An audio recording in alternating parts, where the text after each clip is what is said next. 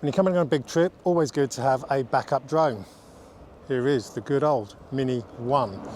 Had it a good few years. I brought it along. I won't lie, these things go quite cheap now that the Mini 2 and the Mini 3 Pro are coming out, and I brought it along thinking it'd be a good backup drone, but also might be able to fly it a little bit closer to some of those eruptions and see some of the lava splashes close up, and it wouldn't be the end of the world if this drone died. Well, okay. Turned out that unfortunately it was the Mini 3 Pro that I sailed a little bit close to the heat to. So in the absence of the Mini 3 Pro, this has become my backup drone now. I do have the Air 2S back at the hotel, but for this afternoon, with all of this in the background, let's see what this incredible little drone that I was so happy with when I first got it 3-4 years ago now, let's see what it can do, because I've got no doubt it'll still give me some good results.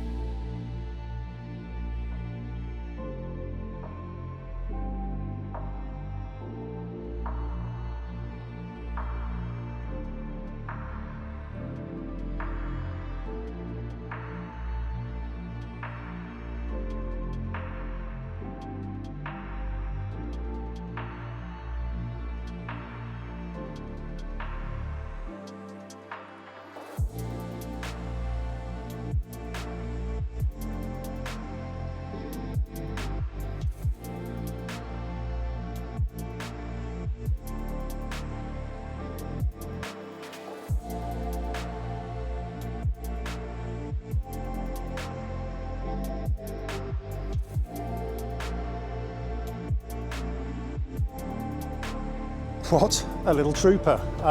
Well, very, very pleasantly surprised there.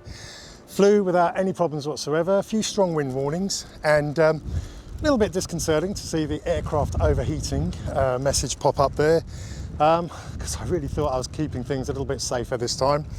Flying a good 50 to 60 meters, but not going over the red lava that much, and certainly not going through too close to the crater. Can't wait to get back to the hotel and look at these pictures and video. Obviously the Mini 1 shooting in 2.7K as opposed to 4K, but that's still way higher than Blu-ray definition.